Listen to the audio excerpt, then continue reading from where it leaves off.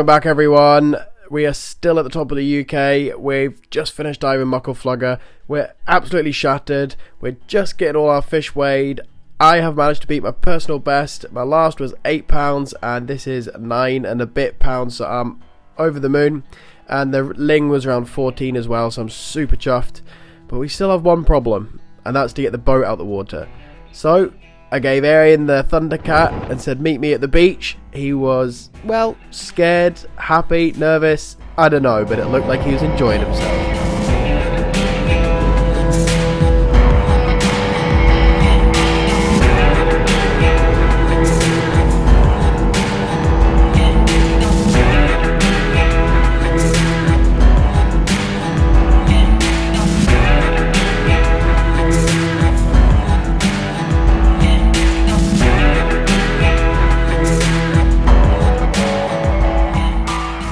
So we were lucky enough to get the keys to this bit of land, and it is amazing. It's basically our own private beach for the night.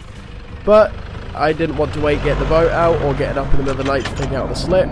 So I dug out all the rope I had in the back of the pickup and used the anchor rope as well, and just ditched the trailer in the sea and pulled it all the way up the beach.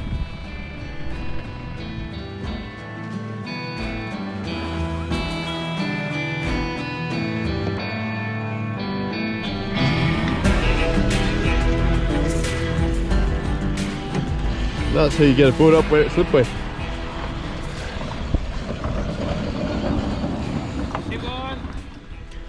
So I don't know how much filming I'm going to do because we are starving and we need food and everything like that, but we've set up camp. Have a look at this. This is just next level. Apart from the crazy midgies, look at that. So we're going to go out at midnight and go out diving again. Only joking.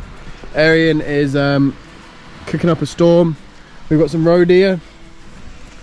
Boom. Which she's doing a very good job of not losing any of it. And he's just taking a bit of cod out. He's taken the cod cheeks and now he's doing a fillet as well. So I'm guessing I'm going to eat a lot tonight. And we've got Scott here joining us as well, who you've probably seen from my last Untapped episode. He's the one that kept me alive. And again, he's probably keeping me alive this time, telling me all the right spots to go to. Although it was a bit touch and go today, but we did it.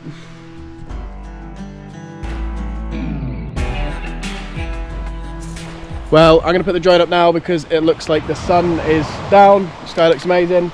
Aaron's going to cook some more food up. We're going for the cod now with some salt bags. Hulky seasoning. Honky has sent these over from Australia, as you probably know. And we're just going to keep using them until they run out. And he sends some more. Okay. I live on Sky, by the way. I'll give you my postcode. Considering we started this day at 6:30 and getting off the Northlink ferry at 7 o'clock and then packing everything up as quickly as possible. Arian, welcome back to Shetland. Straight onto the next ferry, then onto the next ferry, heading up to the most northerly point. Very uncharted territory for me and Arian, and we knew the dangers of this diving mission. We knew the reward, and that was supposed to be some nice big juicy coalfish. However, we didn't find them today, and I'm not disappointed at all. We tackled a huge dive location, we pulled it off, we still shot some amazing fish, we caught some amazing fish, and we have seen some insane stuff. Hundreds of puffins, gannets, everything flying above our heads. And now looking at the location that we're finishing it off with stuff that we've just caught, deer that I've also shot earlier in the year. It's a pretty special moment, and I'm so glad I get to spend it with Arian and Scott coming along as well. I love sharing it, and this is what I think is so special about Shetland, is the beauty of it, and to be honest, the lack of people as well. You got to love it. But I do not think the weather is going to be like this tomorrow, so it's going to be quite exciting.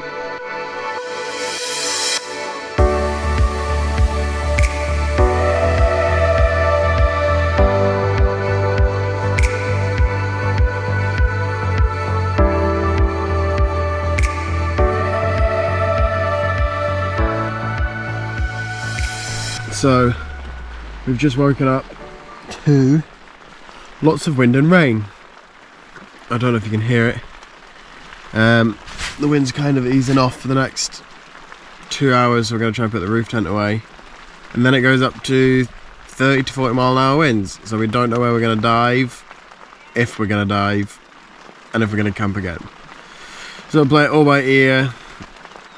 We're pretty shattered from yesterday and all the last minute planning. I mean, it still paid off, but I think we're ready for a hot shower.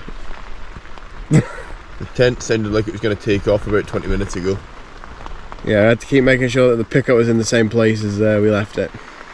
It's gradually getting blown back into the sea. So, as you can see, it looks like the storm's coming back in. Arian's fixing one of his guns.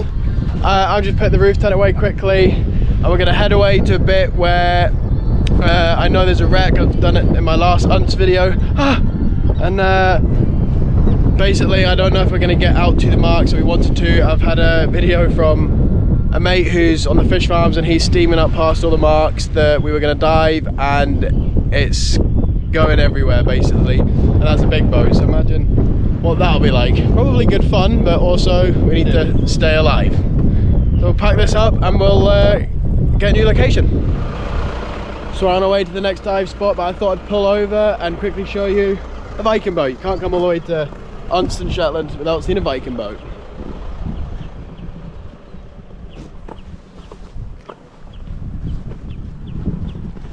I think you need a bit more than a 50 horse to get this thing going. Or just some big strong men. What do you need to get it on the plane? Don't know. We'd fit a lot of fish on it though.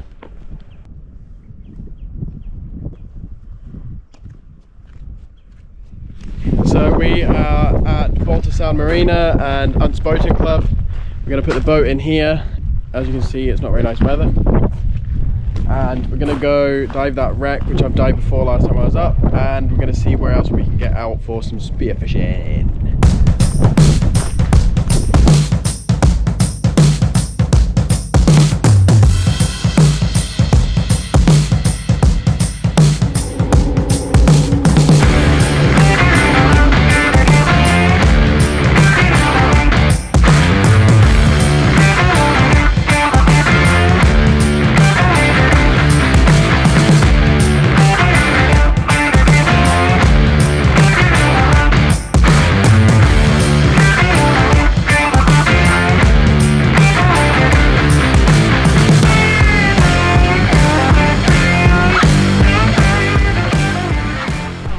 So, fair to say, it was pretty choppy.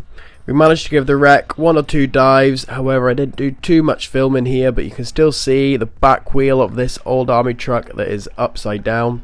If you want to see more of it, check it out on one of my earlier episodes. However, now we're going to head off for some pollock ground to see if there's any fish about.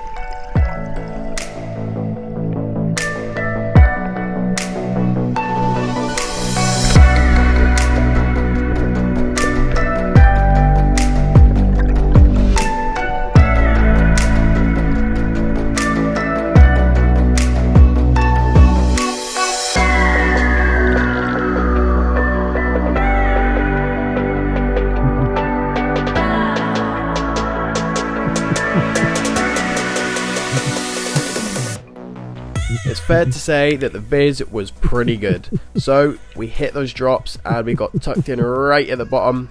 Now this is, to me, beautiful ground for pollock. So I'm seriously surprised I did not see anything on these few dives. So we jumped in the boat and moved somewhere else. I decided to be boaty for Arian just so we could max out the ground and hopefully find the fish.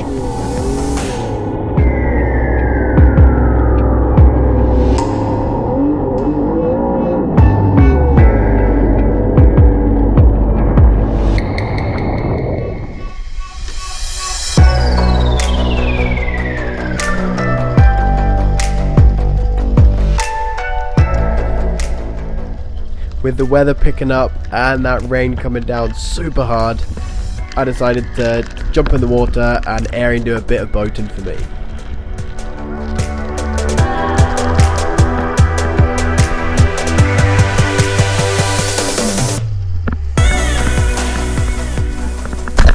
I'm going to do a little bit of boating for Josh while Josh goes down for a dive. Josh has been boating for me a wee bit. You probably can't hear me over the wind and engine. but it's been pretty hard going. The ground looks incredible, however the fish just aren't there. So I took a shot at one fish about £4 and I hit it slightly high and it came off, unfortunately. But apart from that, there's been not much in the way of stuff happening. One of my preferred techniques for hunting pollock especially is just get to the bottom, get right down into the kelp, maximise your bottom time basically, instead of going down at different angles, wasting your time mid-water. Get right down into the kelp and hide and do a bit of grunting like I am here. Would you believe it? This pollock was coming straight in for me. As I turned around, he glimpsed me and started heading away. I don't like taking these shots, but I went for it anyway.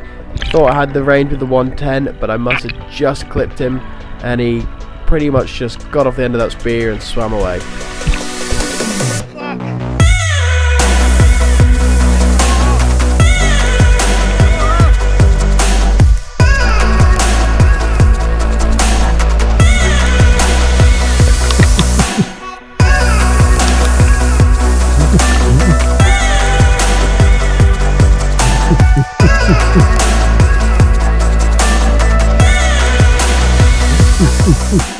After telling Arian what just happened, fair to say it didn't take him long before he threw the anchor in and he was in with me. Now, a couple more dives and I was seeing more and more fish, but I wasn't ready to see what was going to happen on my next dive. I hit the bottom, got tucked right in, and when my eyes adjusted to the light, boom, a whole school of pollock, as if they were just hunting the kelp beds themselves. And I managed to pick the one I wanted, and I just took my time until he came cruising on in.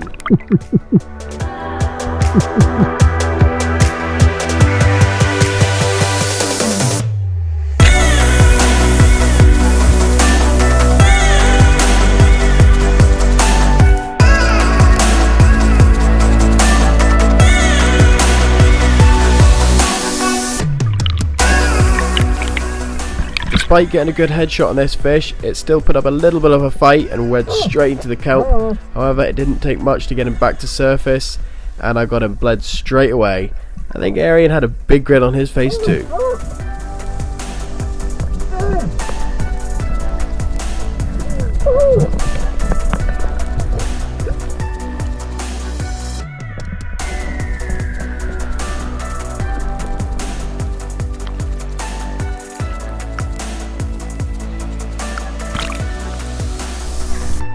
After shooting the fish, I quickly took it back to the boat, got the wetty 110 all sorted out. It was a little bit of a mess.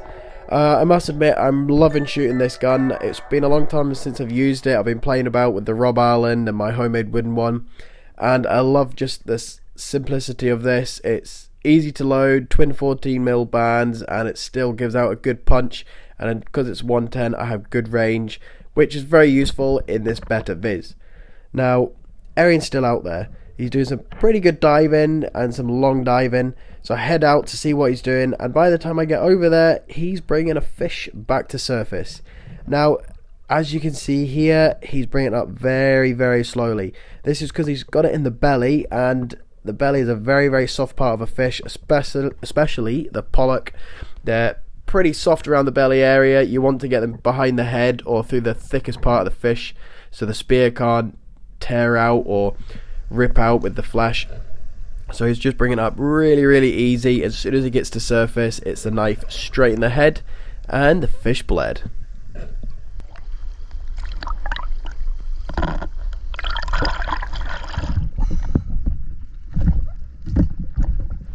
So basically, we shot some nice fish here, but the weather's just getting worse, and we still need to get back. And we're both pretty tired. Arian's just coming in just now, but we're going to get in, have a look at these fish, and make our way back down the road.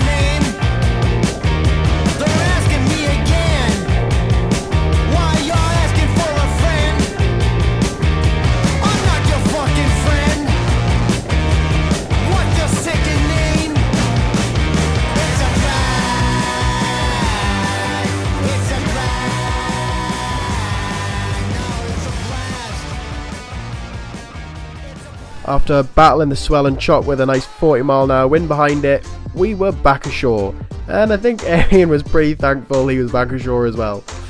We got all the gear washed and we got changed, which was easier said than done with the wind, and headed to the ferry. We managed to get on the ferry, so we're finally on our way back to mainland Shetland. We are absolutely buggered. We can't wait for a shower, get nice and clean. We've got a lot of gear to sort out, as well as prep a load of fish, so the vacuum packer will be getting made hot. I hope you enjoyed this episode. It's been amazing for us, even though it's been a bit of hard work, but we loved it. See you all next time. It's day 2 and I'm nearly written off. Got a long time to go.